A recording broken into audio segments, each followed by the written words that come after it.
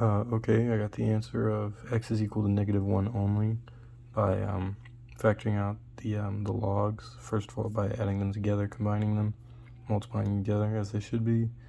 3 equals x squared minus 2x. 0 is equal to x squared minus 2x minus 3. I move the 3 over, and I just factor that out, and I get x equals -1 and x equals 3. Well, 2 minus 3 is a negative number, and you can have a negative log of any kind. And then -3, also a negative log, so immediately eliminates 3. Plugged in -1, and that works. So -1 only. Alright, find c such that x minus 5 divides an x cubed plus 4x squared minus 3x plus c evenly. Alright, so I just did standard long division, x minus 5. So I multiplied the x times x squared gives us x cubed. So I put that x squared on top minus the x cubed, and then minus 5 times x squared. That'll give me -5x squared plus 4 minus -5. X squared will give us 9x squared minus 3x plus 6. And I got that right. Then I just multiply the x times the 9x squared. It eliminates that. Then I just multiplied -5 times 9x, and that gives me -45x. I messed up right there a little bit. I accidentally put 42. I jumped ahead on accident, but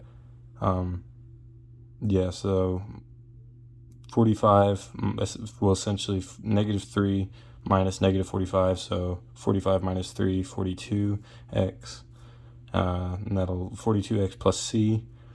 So what times x equals 42x? 42 plus 42 at the top, and then that leaves us with minus -210 to get it to be even, or for it to equal 0. So there's the full answer, but c equals -10 or -210. So remember that the function of f of x minus 4 minus 2x over 3x minus 5 has an inverse, and if it does, find the inverse algebraically. It does have an inverse. So y equals, well, f of x is equal to y in this, but y equals 4 minus 2x over 3x minus 5. So I'm just going to multiply both sides by 3. We'll change that around. It becomes x is equal to 4 minus 2y, 3y minus 5. I accidentally left out that step. But multiply both sides by 3y minus 5 to eliminate that 3y minus 5 on the bottom. That gives us 3xy minus 5x is equal to 4 minus 2y. So we're just going to flip around and move that -2, all the y's on the left side and everything else onto the right. So we're going to move that -5 over here, 5x plus 4, and then we're going to move that -2 over there, 3xy plus 2y. That should be a y. Or no, that's still an x, never mind. But y, 3x plus 2, we're going to take out the y greatest value, or GCF. So 3x plus 2 is equal to 5x plus 4. So we're just going to divide both sides by 3x plus 2 to get rid of it on the left side. So that gives us y equals 5x plus 4, 3x plus 2, over 3x plus 2. All right. Finally, we get to this one. Consider the following. So we're just going to find the domain. Domain holds if there are any vertical asymptotes, y-intercept, x-intercept, and horizontal asymptotes of 4x squared minus 19x minus 5 over x cubed minus 3x squared minus 4x plus 12. Okay, so first things first, we're just going to factor them both out as far as we can, and take out the x squared, take out the -4, x squared minus 4, x minus 3, x plus, then we can factor the x squared minus 4 again, so x plus 2, x minus 2, x minus 3, multiply them all together, that gives us the bottom number, 4x times x minus 5 plus x minus 5, so 4x plus 1, x minus 5. Alright, so that factors it out completely. That gives us 4x plus 1 times x minus 5 over x plus 2 times x minus 2 times x minus 3. All right, so we're just going to use those to find our domain. We're just going to set them equal to 0. X, either way, x minus 2, x equals 2, and x equals 3.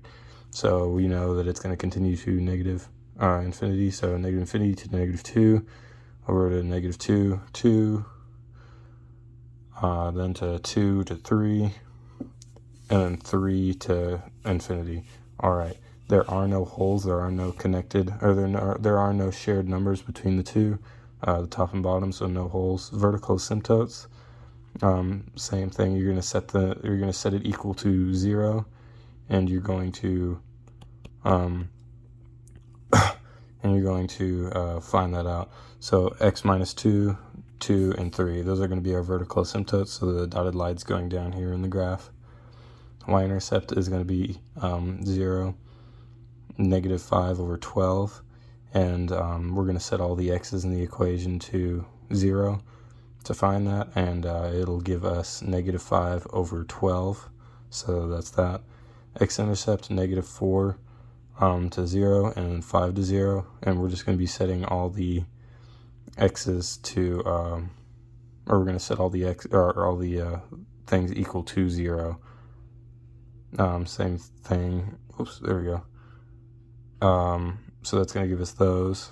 That's going to be the top numbers. 4 times negative 4 plus 1 is equal to 0, and 5 minus 5 is equal to 0. And then horizontal asymptotes is equal to 0 because the 4x squared is not to the same power as x cubed, and because the top one is smaller than the bottom one, that makes it equal to 0. And that's the graph.